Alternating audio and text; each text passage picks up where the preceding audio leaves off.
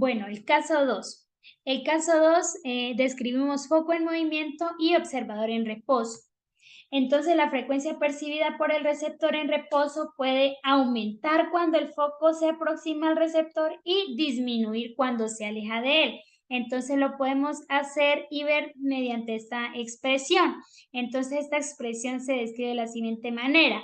F', que es la frecuencia recibida por el receptor, F solita, que es la frecuencia emitida por el foco, V, que es la velocidad de propagación, y esta es constante y depende de las características del medio, y V sub F, que es la velocidad del foco, y se supone que es constante y menor a la velocidad de propagación. Entonces, aquí, ¿cómo sabemos si es más o menos? Entonces, vamos a poner más si el emisor se acerca y vamos a poner menos si el emisor se aleja. Entonces aquí tenemos descrito de manera textual lo que acabamos de explicar. Y para la comprobación, pues vamos a suponer que ahora el foco o el emisor se encuentra en movimiento, que es este trencito, y va a una velocidad constante de BF. Y sabemos que esa velocidad BF pues es menor a la velocidad de propagación emitida por el medio. Tenemos dos tipos de observadores, en este caso están en reposo, y vemos dos casos generales, según si el foco pues se acerca o se aleja. Entonces la frecuencia percibida por R1 y por R2 pues van a ser distintas y dependerán de si el emisor se acerca o se aleja. De manera intuitiva nos podemos percatar de que el observador a la derecha de la imagen recibe y percibe frentes de onda mucho más frecuentes que si la locomotora pues estuviera en reposo. Dicho de otro modo, pues al estar separado por una distancia de longitud de onda prima, es mucho menor a la original, que es esta longitud de onda, y la frecuencia percibida pues la llamaremos F' y será mayor, porque cuando se acerca, pues es mayor la frecuencia. Pero por el contrario, si situamos el observador a la izquierda, es decir, en R1, pues la locomotora se estaría alejando de él y los frentes de onda percibidos serán mucho menos frecuentes que si la locomotora pues obviamente estuviera en reposo. Dicho de otra manera, pues en este caso la longitud de onda es mayor y la frecuencia pues será menor.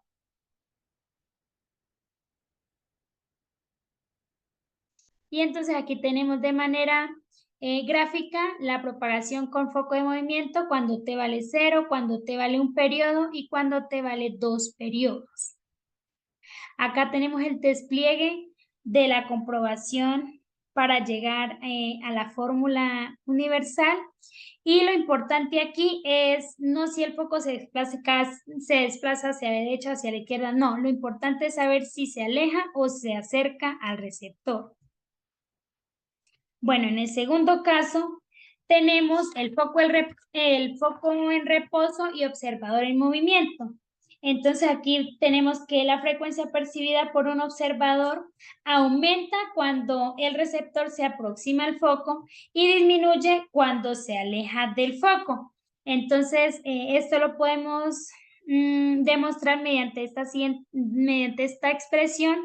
Tenemos que F', pues ya sabíamos que es la frecuencia percibida por el receptor, F solita es la frecuencia emitida por el foco, V pues la velocidad de propagación es constante y depende del medio, y VR es la velocidad del receptor, y también pues debe ser menor a la velocidad de propagación. Es más si el receptor se acerca y es menos si el receptor se aleja.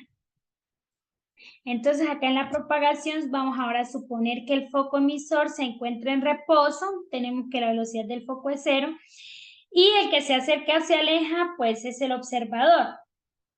Y va con una velocidad de VR que es menor a la velocidad de propagación. Podremos distinguir dos casos generales según el receptor pues se aleje o se acerque del foco.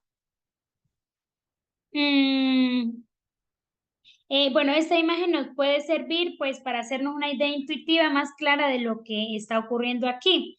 En esta ocasión, la separación entre los dos frentes de onda permanece constante y va a crear círculos concéntricos y nunca puede variar.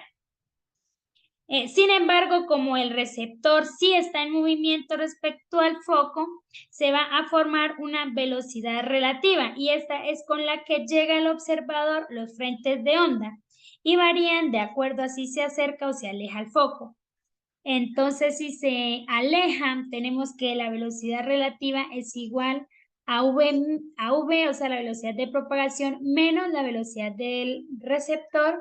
Y si el observador se acerca, tenemos que la velocidad relativa es igual a la velocidad de propagación más la velocidad del receptor. Entonces, esto nos describe que cuando el receptor se acerque, la velocidad relativa será mayor y cuando el observador se aleje, la velocidad relativa será menor a la velocidad de propagación. Acá tenemos pues de igual manera un despliegue de la fórmula. Y por último, el último caso, que el foco está en movimiento y el observador también está en movimiento. Entonces esta es como la fórmula general y la frecuencia percibida por esta aumenta cuando se aumenta la distancia de separación y disminuye cuando disminuya la distancia de separación entre ellas. Y está regida por la siguiente fórmula y donde ya conocemos todas las variables. Pero, ¿cómo vamos a saber si es más o menos? Entonces, los datos importantes, utilizaremos el signo más. En el numerador, si el receptor se acerca al emisor, y en el denominador, si el emisor se aleja del receptor.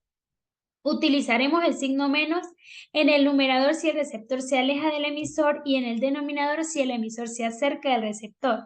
Y pues en este caso sabemos que BR y no puede ser 0 ni BF. Entonces, si nos resulta muy complicado recortar si es un más o un menos, tenemos que tener en cuenta y recordar que la frecuencia aumenta cuando se acerca al emisor. O sea, se acerca el emisor y el receptor se acercan y disminuye cuando ellos se están alejando. Entonces, eso es importante.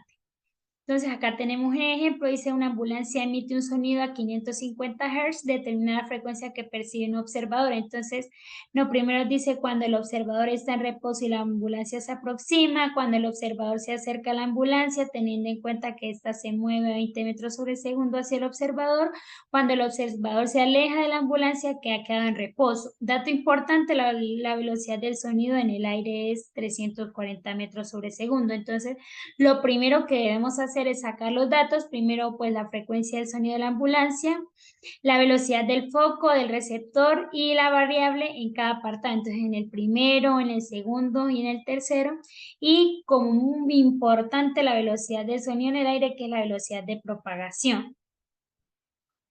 Bueno, para la resolución, entonces sabemos que para todos los casos podemos utilizar la fórmula general, que es esta. Entonces, en el caso 1, dado que el emisor se aproxima, sabemos que F' o la frecuencia percibida por el receptor deberá aumentar y para ello deberemos usar un signo menos en el denominador. Entonces, aquí observamos cómo resolvemos este primer caso. Acá, dado que el receptor se aleja de la frecuencia recibida por el receptor deberá disminuir y para ello deberemos usar un signo menos. Entonces, bueno, debemos estudiar cada caso para saber si va un menos o un más. Y de igual manera, pues para el último caso, como primeramente se acercan y luego se alejan, entonces pues usamos un más y un menos.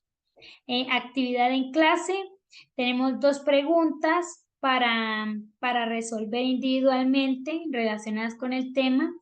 Luego tenemos las aplicaciones, entonces tenemos que las aplicaciones principales son para radares y eso es para controlar y observar la velocidad de los autos.